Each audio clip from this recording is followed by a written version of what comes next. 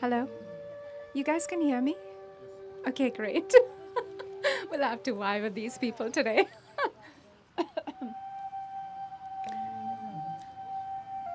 This is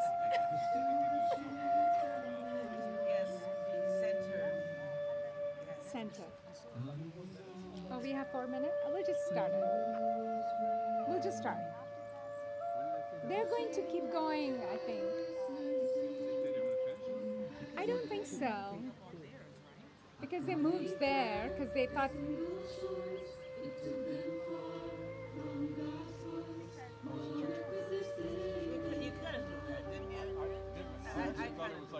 What? What did you know? Oh, it's a church group, yeah.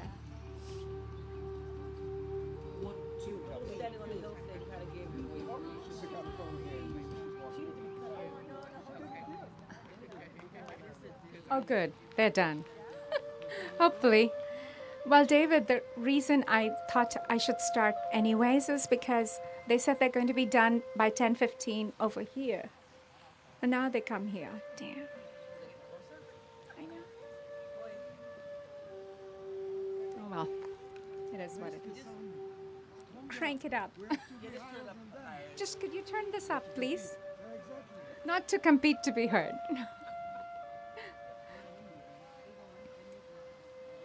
Is it too hot for you? Do you want my hat? Okay.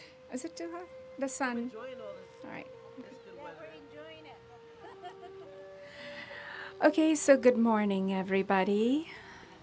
Enjoying that sun on your face? Let's go online as well. We're online.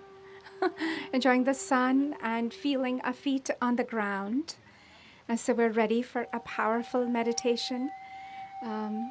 Today, I'm going to give you guys something really interesting that so many of you may know, and so many of you are in for a beautiful surprise. So breath work and meditation are two powerful tools for your mental health.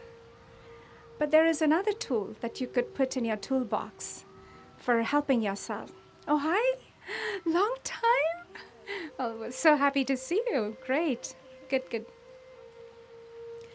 But before I begin, think about it. Every Saturday, some of you guys come over, okay? It's a lifelong practice sort of you've made for the last 4 years now. You come every Saturday. You show up. And then at home also, you're probably meditating every day. How did you create this habit? It didn't just happen. You must have done something right, because it's hard. To create new habits is really difficult. And yet, you did it. So when some of us are saying, oh, Saturday, I want to sleep in, and I don't want to go, it's too cold, too hot, too this, too that. Some of you said, no, it's actually exciting. I want to go. I want to meditate. I want to take care of myself. So you reframed it differently. And some people reframed it differently. It's too much. It's such a long drive. Maybe not. Sometimes I'll go, not every time. Okay? But some of you reframed it as though it's a reward. As though it's a reward. And that is the key, my friend. That is the key for bringing lifelong habits, good ones, in your life. It's reframing it to make it a reward. Now I guarantee so many of you who come, unless something important is happening, maybe a wedding you have to go to, or you have to take care of your child, or something else. But other than that, you've kind of penciled it in your on your calendar that Saturday, I'm taking care of myself. And it's so rewarding. It's so beautiful under the canopy of these trees. And, you reframed it exactly the way that every Saturday you're ready to go. You're excited even. And you did something really amazing. Even though it was not very intentional, it just happened. But you did something really powerful for yourself.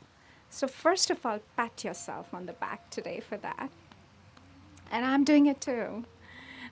Because that's how good habits are created, by making them a reward. But what happens with some things in our life, it doesn't feel like a reward when we try to create a change.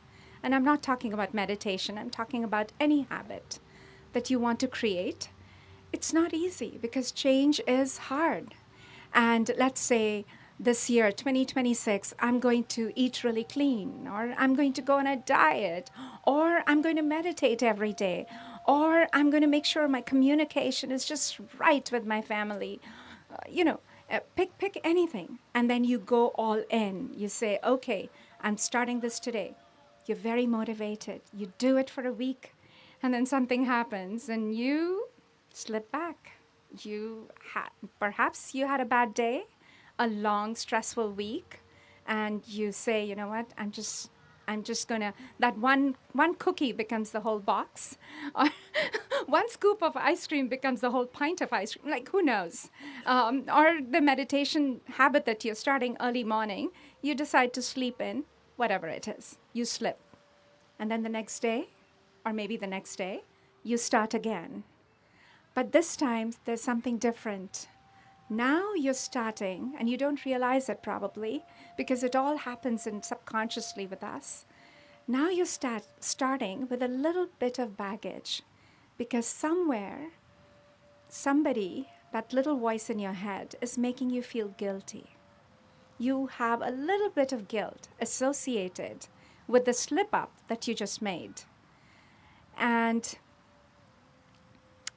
that voice says, you can't do this right, can you? You just don't have the discipline. And if the voice has a special, mean, vicious streak that day, that voice goes all out. It attacks you. You're such a loser. You can't get this right. You just don't have the discipline. You can't get anything right, can you? I mean, it's good for you. So this self-attack starts to happen. And now you feel like you really want to get back on the wagon, okay? So now you're trying to motivate yourself through this misery, through this self-attack, and you go jump back on the wagon again, and it doesn't work. And then you slip back, and then eventually you say, this is not for me anyways. Nothing really happens. I mean, I meditate, nothing changes. You didn't give it a chance. You were not disciplined enough. You were not consistent enough. And so, but you make excuses. It doesn't work. I forget it. Next. And then you try something else, and next, and next. So most of us, we get stuck in this loop. And this loop, it gets tighter and tighter. And we're just not able to get out of it. And yet, some of the things some beautiful habits that we have, they just happen because somehow we reframed it as a reward. So that's the strategy, you guys. You have to reframe it as a reward. But now let's look at what is really happening in the scientific way, neuroscientific way. What is going on? How are we stuck in this loop, okay? So when you want to change something or break an old habit that is not serving you, it is coming from a very wise part of your brain. It is really coming not from any weakness. That intention that you're holding comes from your prefrontal cortex. It is that part of the brain that has a vision for you, that knows that certain things in the system needs to improve or change, and so it's guiding you. It is literally the future you. And it says, hey, we need to install this new habit, or we need to eat clean, or we need to, so it's guiding you. It has all the vision for you. So that's your prefrontal cortex. And it decides, and that's how you start that intention in the first place, okay? But now what is happening is when you start something, it is new. It's new to your system. It's new to the other side of the brain, which is your subconscious mind, your amygdala. It is an ancient survival brain that runs 95% of your life on autopilot. You don't have to think when you eat. Because actually, if you had to think when you eat, we all would be not eating because it takes a lot of effort, all these enzymes and all the digestion I have to do. Or when you walk or when you drive, you are doing it in auto loop, auto conditioning. The subconscious mind runs your life very efficiently, 95% of the time. So the subconscious mind believes familiar, predictable behavior is the way to go. It's been doing it for all these last 20, 30, 40, 50 years. And it's been doing a pretty good job. It's keeping you safe, keeping you surviving, and that's it. So this part of the brain, which is really the ancient survival brain, which has been shaped into our brain for the last thousands of years, if not more, it's really strong. And when it resists, you can't win. You just can't. So it's not like you're weak or anything. It's not like you don't have the discipline. You are at war with a system that is much stronger than you are at this moment, okay?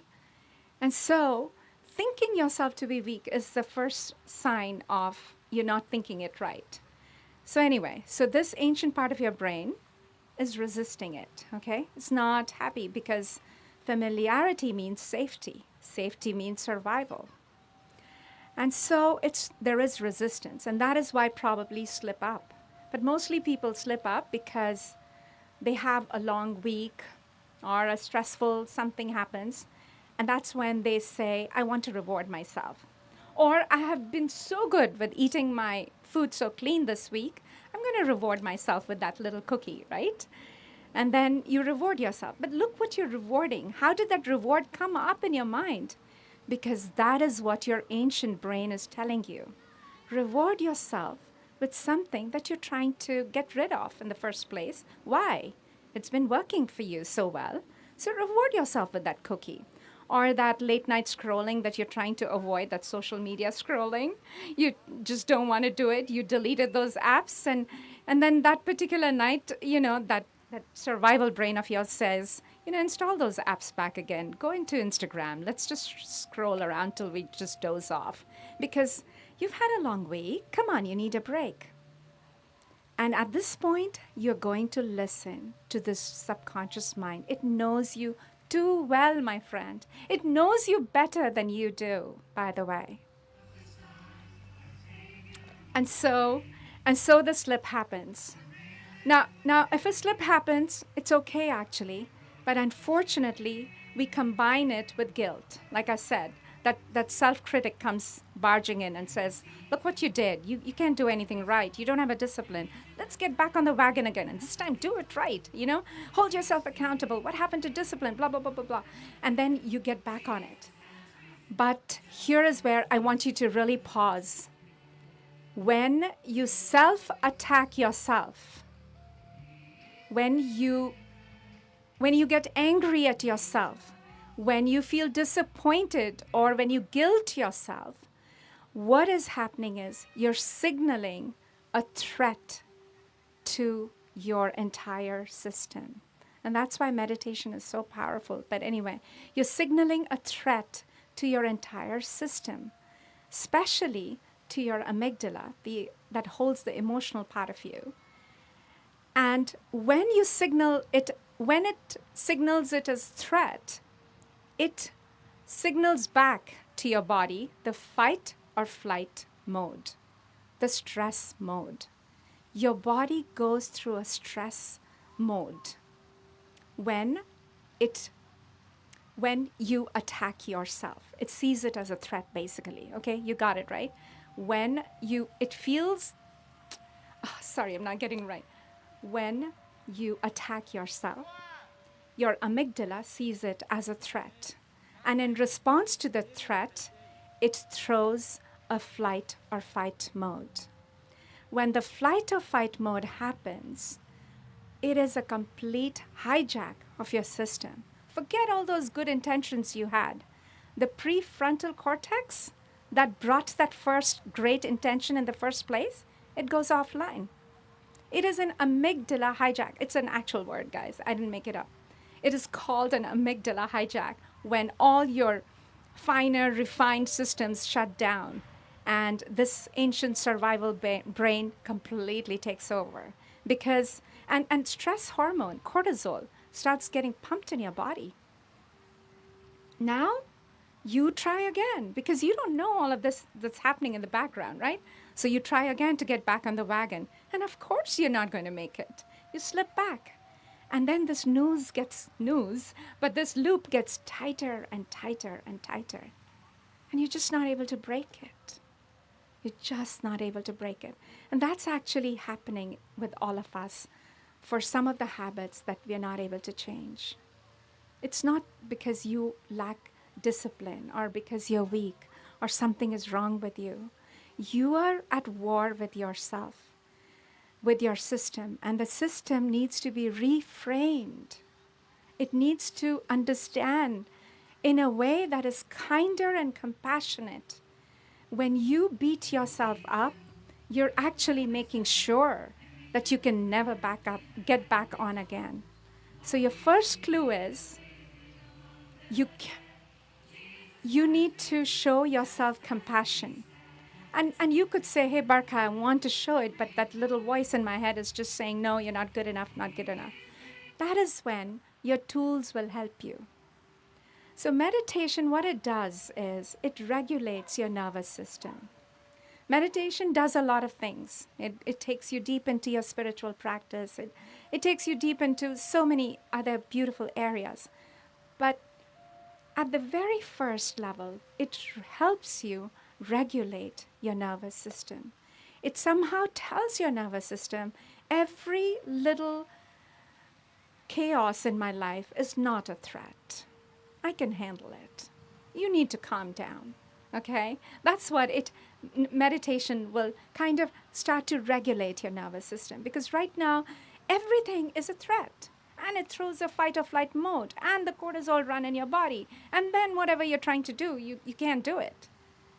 So you have to reframe and rework this strategy by using these tools which are in your toolbox. Again, the breath work that you learned. Yes, it opens your third eye, it opens you to a lot of insights, but it also helps you regulate your nervous system.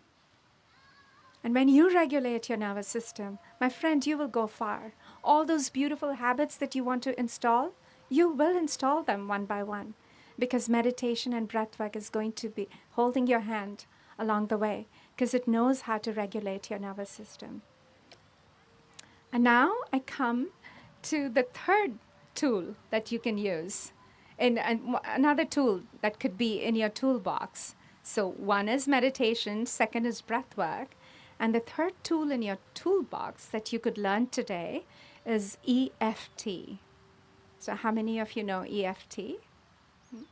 Okay, so EFT is called Emotional Freedom Technique. Okay, it's a very powerful technique.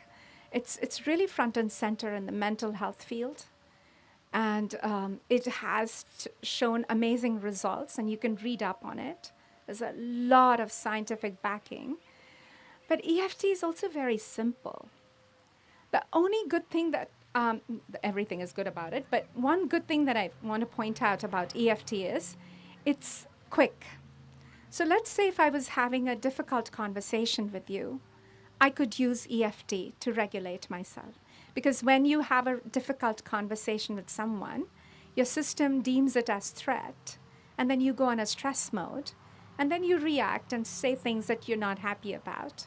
But if you were to use an EFT technique while talking to me, if we were having a difficult conversation, you could actually signal your nervous system to stay calm. It's that powerful. So you can use it in the moment. Just like breath work too, you can take deep, long breaths to calm yourself down. Same as EFT. You can use it. If I was talking to you and I was having a difficult conversation, I could start tapping myself. And these are acupressure points. These are called meridians, and I'll go into it quickly. These are called meridians, where you actually signal your nervous system. Hey, it's okay. It's okay. Calm down. Let's respond. Let's not react. So I'm going to teach you the EFT technique today. And then we're going to do the EFT here in public and see how it goes. But so far, so good. Did you guys understand the whole thing? Okay. Anything I missed? Well, I don't know. But if it comes to me, I'll let you know. So let's look at those meridian points now, okay? Because we're going to go through this whole thing. So the first meridian point is, how do I hold this and talk? Okay, so the first meridian point is this.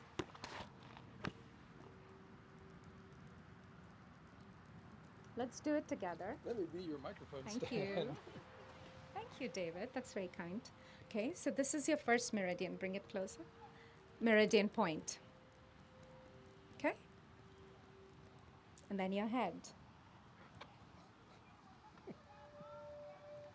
And then just over your eyebrows, just where they begin, the eyebrows where they begin, tap it with two fingers, sorry, and both your hands. Okay? And then the edge of your eyes. Edge of your eyes. Really learn this, guys. This is really powerful. Edge of your eyes. Just under your eyes. Do it with me. Under your eyes. Under your eyes. Tapping it, signaling your nervous system to regulate itself, to calm down. Do not see everything as threat. Then between your nose and your upper lip. And then on your chin. I use this very often when I feel there is a conversation or a difficult moment presented in my life. I use this a lot. Okay, like this. And then on your collarbones. Collarbones. And then 4 inches under your arm. The other. And then you complete the cycle by putting it back on your head. So that's it. So these are, thank you, David. So these are the meridian points. They directly signal your system to regulate itself. And that's a powerful thing to learn. See, knowledge is power. Knowledge is power. It's information, not just overwhelming, chaotic information. Don't waste your mind energy with that. But information that is to the point, specific, and is going to help you. Okay? So knowledge is power. That's how you break your loop, that stuck loop. And then your second strategy is you show yourself compassion.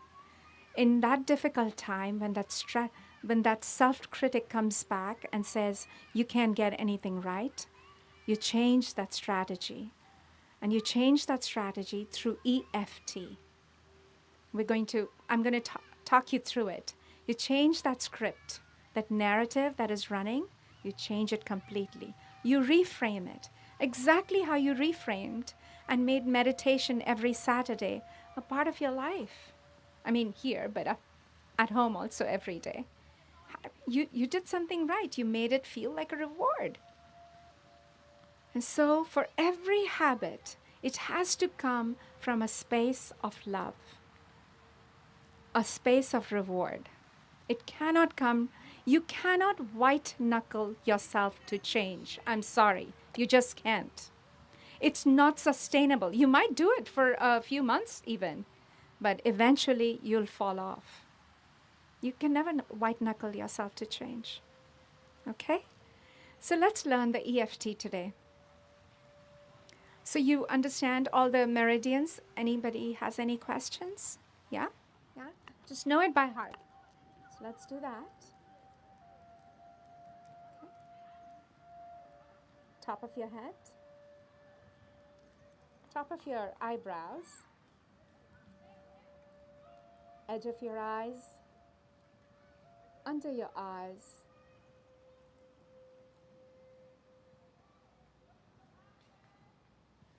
On your chin, 4 inches, oh sorry, here. And then this, you complete the cycle. Now, I really recommend you do it preemptively every day. You do it 5 minutes before you start driving to work or wherever. Just do this preemptively, not when there is a situation that presents itself or you're trying to change a habit or create a new one. Don't do it just then, but do it every day to see the change and the difference, okay? And if you're having a stressful situation, then choose one meridian point to do it. And if somebody asks you, because the other day I was listening to a friend of mine, and she was going through a lot of emotional pain. And I'm sort of an empath, so I start to take in and absorb, and then I have to remind myself not to take in because then I cannot really help her. So I started to tap myself to remind my nervous system that this is not my pain, but I can listen to her. So you can use any of the tapping points anytime you feel you want some help. Okay? All right. So we're ready?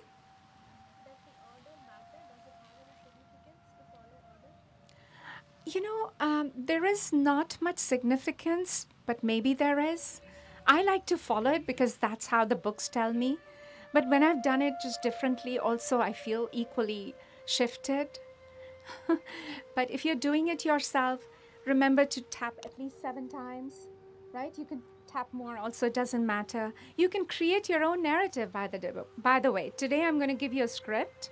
Like, I'll guide you through a script. I actually wrote that down. So I'm going to give you that script, but you can write your own narrative. But write it down. So you can start telling yourself, even though I have disappointed myself by slipping up, I still love and honor myself. Even though, so you can create your own guidance for this, which actually is the best way to do it, because you know yourself the best. Okay. All right. Now let's close our eyes. Oh, one last thing. And then after this, we will go into a body scan meditation. So we'll do the tapping, and then we'll go into body scan. This time, I want you to do the body scan meditation a little differently, which is, let's say you're scanning or observing the top of your head, the crown of your head. Try to send compassionate, loving breath to all the areas of your body, especially certain areas in your body which are holding tension. Send loving breaths there. Send compassion to your body today. Okay? Great. So how's this going to work?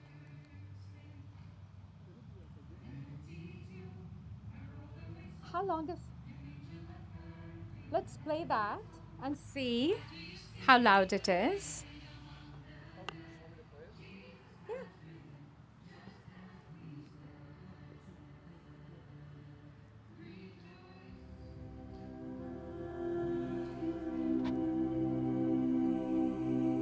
No, not this one. Not this one. No worries.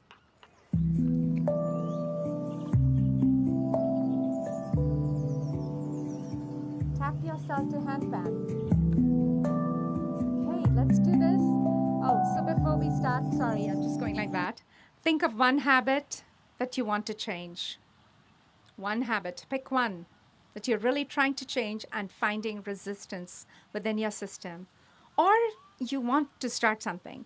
And then also just imagine quickly the feeling that when you cannot change, how do you feel? Disappointed, guilty, shame, whatever it is. Okay?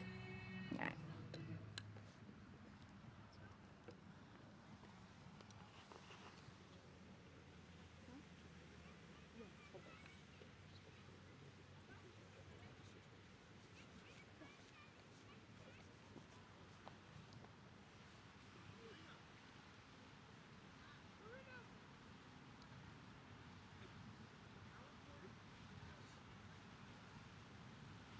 Let's begin by closing our eyes,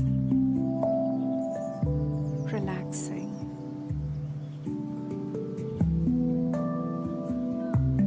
Bringing your attention to your breath.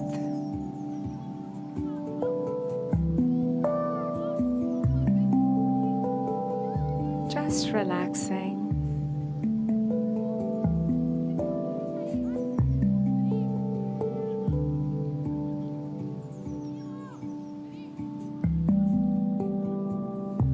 Name your struggle, or name the creation of your habit silently. And let's begin. The edge of your hands begin tapping. Even though I keep promising myself I will change. And then I don't. I deeply and completely accept myself. Even though part of me feels disappointed and frustrated, I choose to meet myself with compassion. Even though I'm tired of starting over, I still honor who I am. And now, top of your head, I really wanted this to work. Eyebrows, I had such good intentions. Side of the eye, and then I slipped again. Under the eye, and then I feel this wave of guilt. Under the nose, and then I hear the voice that says, "Here we go again."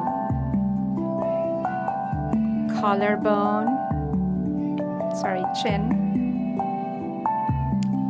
The voice says, "I cannot change." Collarbone. It really hurts me to hear that voice, that self-critic inside me.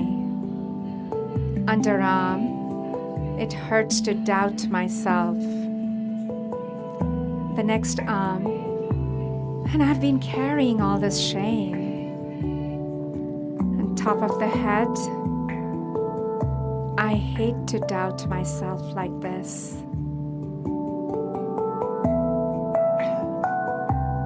Let's go back to the edge of the hand, tapping. Even though I thought this meant I was weak, I'm open to seeing myself differently now. Same edge of your hand. Keep going with your edge of your hand. Even though this feels like self-sabotage, it might actually be protection, self-protection from my system. Top of the head. My nervous system wants safety. Eyebrows. Safety means familiar, and familiar means predictable. Side of the eye. Even if it's not good for me. Under eye.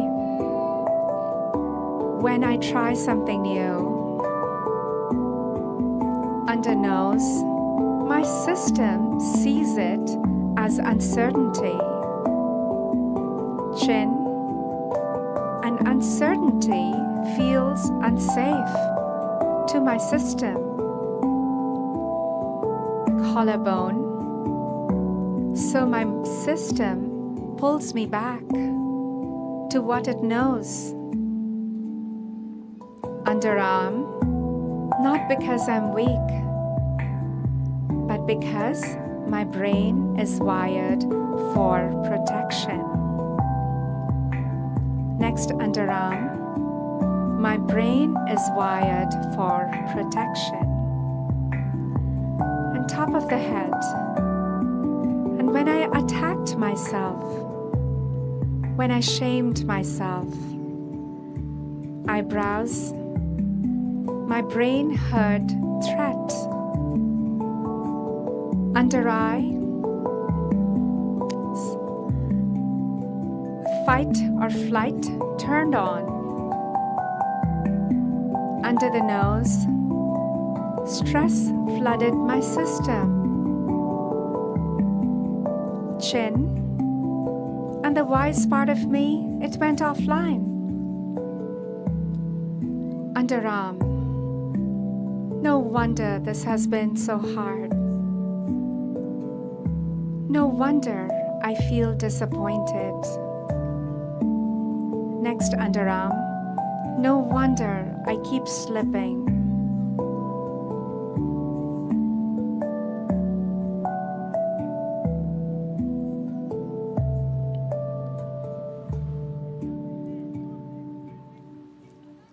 Let's do the third round.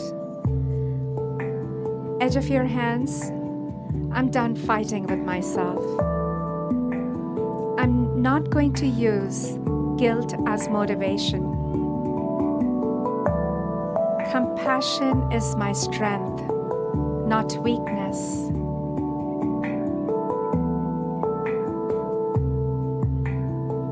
Compassion is my strength, not weakness. Top of your head. I am not broken. I am not weak. Eyebrows. I am not lazy. Side of the eye. I am not lacking discipline. Under the eye. I have just been trying to protect myself. Under the nose. And now I'm going to reframe my strategy. On your chin, my strategy to change is going to come from compassion. Under the arms, I will respond instead of react. The next underarm, every time I slip, I always come back. Top of your head, that means I care. That means I don't really give up. That means I'm committed. That means I'm so resilient. Eyebrows, resilient is who I am. Side of the eye, capable is who I am. Under the eye, worthy is who I am. Collarbone, I love myself and I accept myself. Under the arm, I trust myself. From this place of safety, change is going to be natural.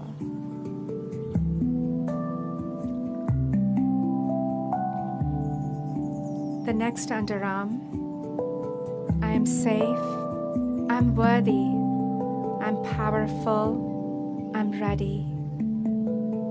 On top of the head, I meet myself with compassion. I move forward with strength. And change flows naturally.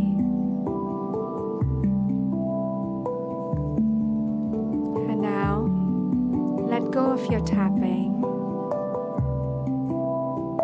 Take a long, slow breath in. Go to your heart. Go to your heart, as though your heart has a nose.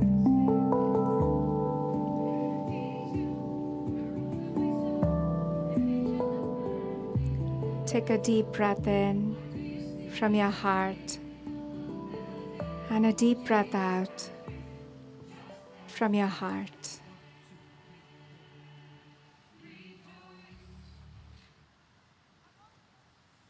Notice how your body feels now.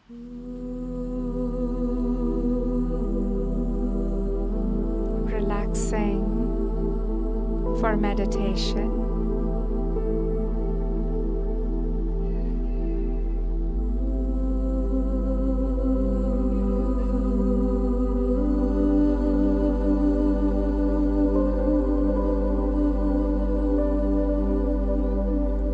Take a deep breath in. And let go.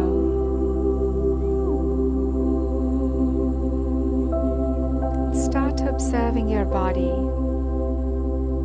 from the crown of your head.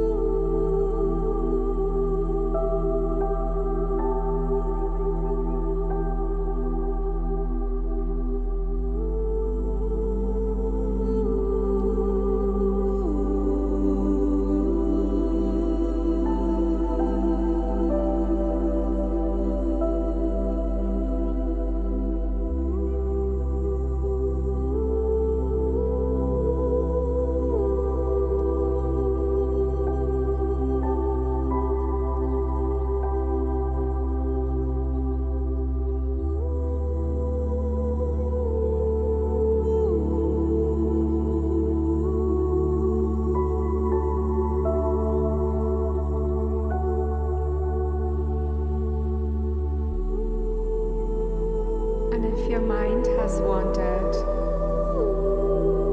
then come back to your breath. And then start again.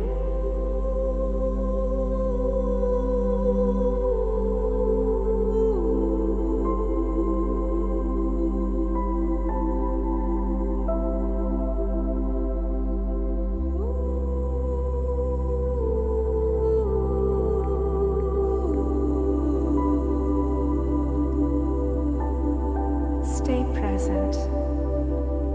Stay in the moment. This is your time.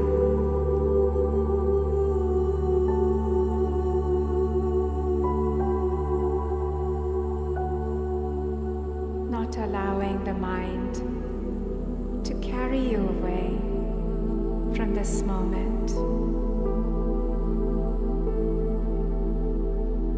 This moment. And your breath.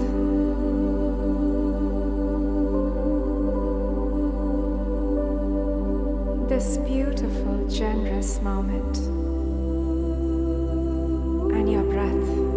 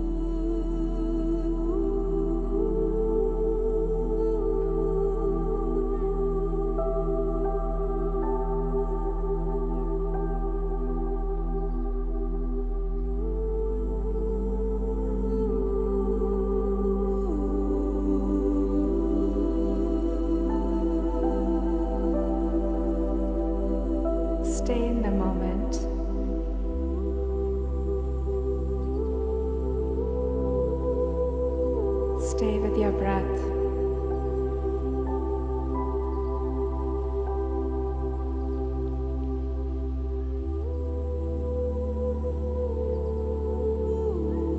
Your breath.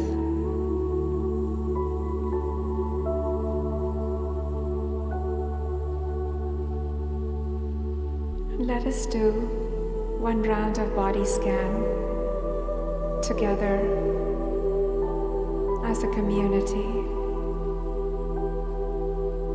So starting at the crown of your head, observing all the sensations on your scalp.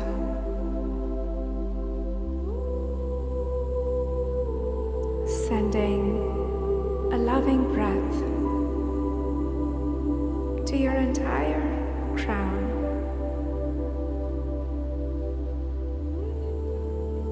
Moving your awareness down to your ears. And then gently to your face, your forehead, your eyes. Observing the light behind your closed eyes.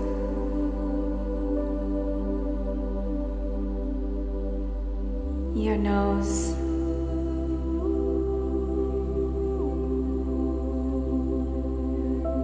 softening your face,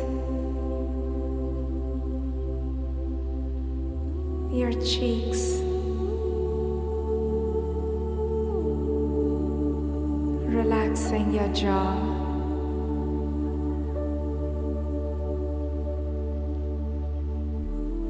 sending a loving, compassionate breath to your entire face.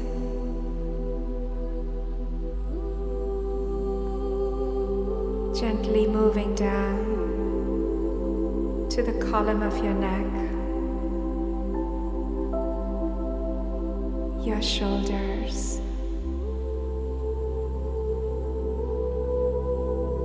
your arms,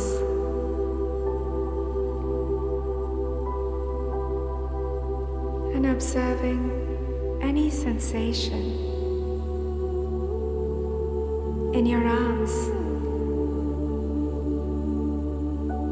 your hands,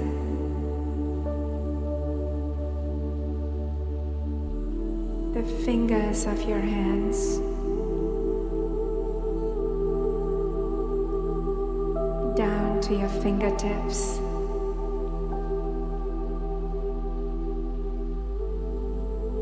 sending loving kindness to both your hands.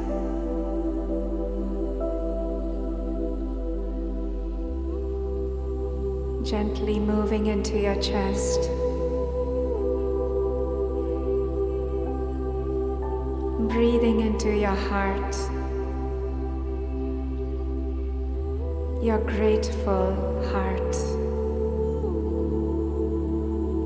your loving heart.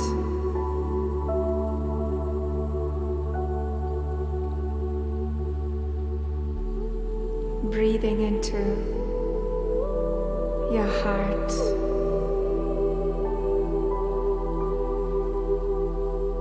and feeling that opening, the expansion,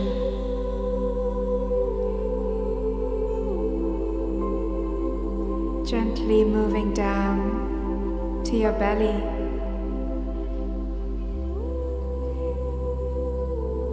relaxing.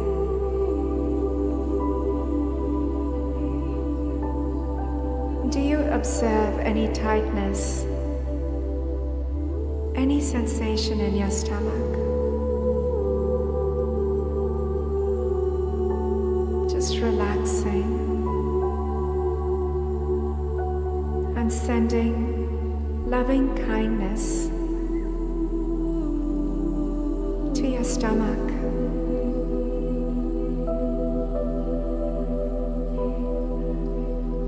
traveling down to your hips and to your entire pelvis, your genital area,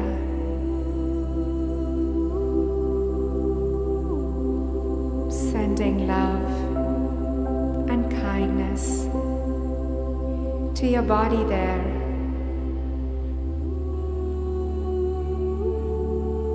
Relaxing.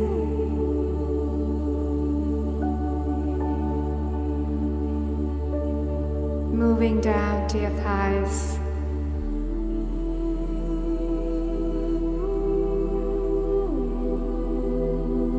Observing sensations.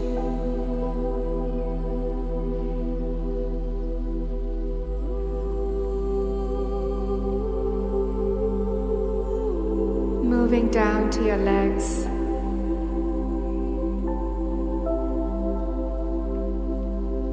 Your knees.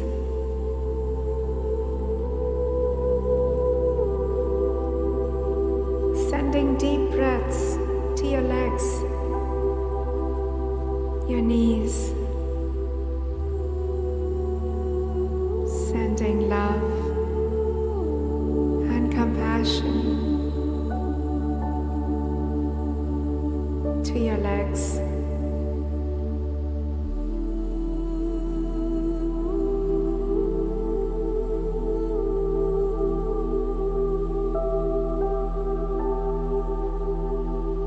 Moving down to your feet, the soles of your feet, all your toes, feeling the earth under them, relaxing, sending waves of love to your beautiful body, to your strong body.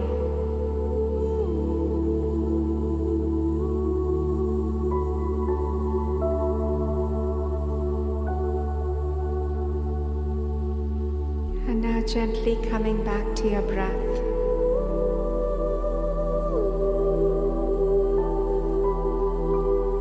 Observing your breath.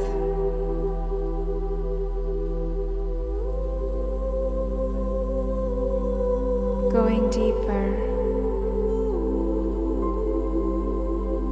the space between your breath, the space. Stay there. Stay between the space of your breath.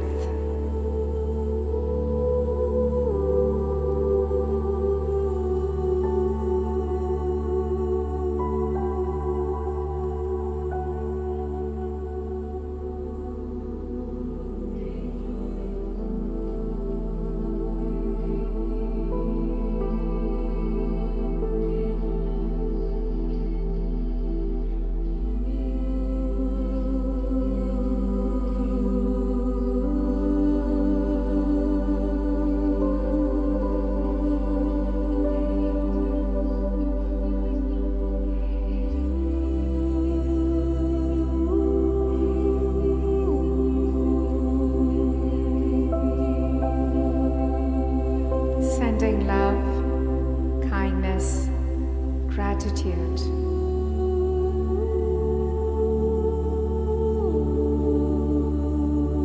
And when you're ready, you may begin to open your eyes to love, light, and letting go. Namaste.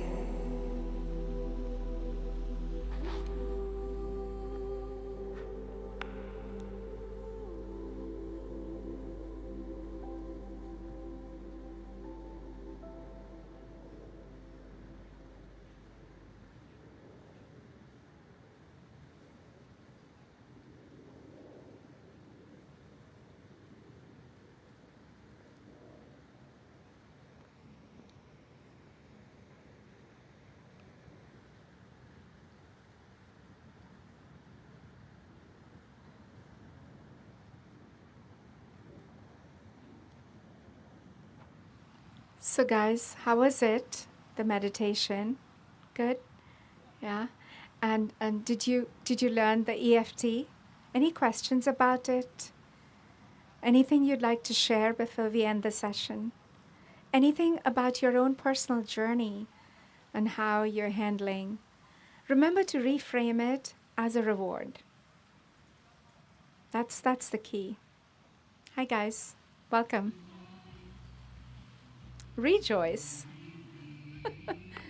Would you like to say something? If you want to. Or just pass it around.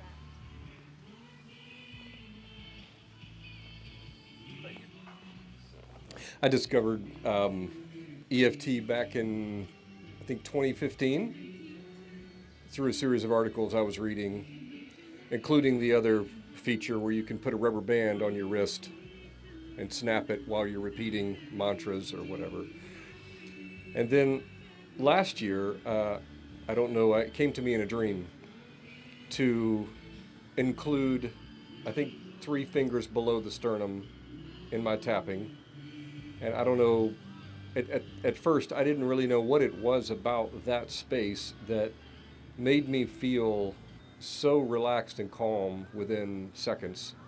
But after doing some research, right, which involves Googling things, I discovered that this space here is integrally connected to the vagal nerve system, as all these other meridians are, but this one particularly seems to calm the vagal nerve system so quick. So while I've used EFT before, this 3 fingers below the sternum became a shortcut for all of the others, and that I could feel myself calming and relaxing so much more quickly. So it's it cool things come in dreams sometimes. So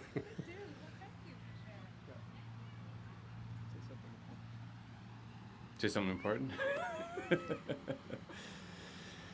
gonna say something important. Is no, actually, that's the EFT thing's pretty interesting. So do you just use it whenever, like, in the middle of a situation, or is this more in the beginning, like you said, during the day or during the morning? Preemptively during the day, anytime. It takes 5 minutes. Write your script down, anything that you want to rechange, and then use it. Just start tapping yourself. So you gotta have a script with it too. Yeah. Oh. What's that? Yeah, you have to have a script with it as well, or is it just more? For yourself. Oh, create a script. I can give you what I have. Yeah. Like that, and then you can reword it. But basically, the round one is acknowledging that there is a problem. Okay, we Yeah. can't acknowledge. We can't stay in denial. So that's round one. So you acknowledge the problem. You acknowledge the problem. But then every time you acknowledge, you also say, I still accept and love myself the way I am. I honor myself. So you acknowledge the problem, but you also be yourself. And then the second round is when you tell your system, hey, I feel guilty, all this stuff happens to me, but I'm changing my strategy now. My strategy is going to be compassion. So you kind of switch it over. Round two, you say, all of this is not working for me, so I'm changing my strategy. And then round three is really affirmations that make sense to you, whatever the affirmations are. Yeah. Those are the 3 rounds. I just found that just doing that before the meditation actually helped kind of make the meditation even better. So anyways, Actually, that's a good point. You can use it before meditation. yeah, How many things will you do? But these are great tools to have in your toolbox. sure. Hey there. With the umbrella. You want to do this? Okay, so I thought it was really interesting. Don't look at my umbrella. But I thought it was really interesting how you reframed it about compassion versus like inadequacy, right? And I think in taking stock of the times where I kind of went outside of my comfort zone was because I was looking after someone else or I was advocating for someone else. And it wasn't about me at all. It was about providing that support for someone else. And it's so interesting how I think you expand, right? When like I feel I expand more when I include other people within my circle of influence, I guess. And so, yeah, I thought that was very beautiful. Thanks for sharing that. Yeah. Yeah.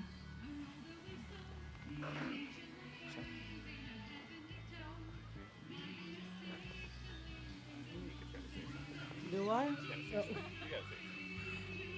I find that I was doing EFT before I was doing that before. Like in the past, I would if I got stressed out, I would do that.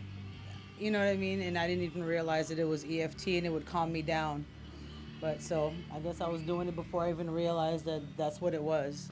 So yeah, yeah, yeah. Anything? Nope. Okay.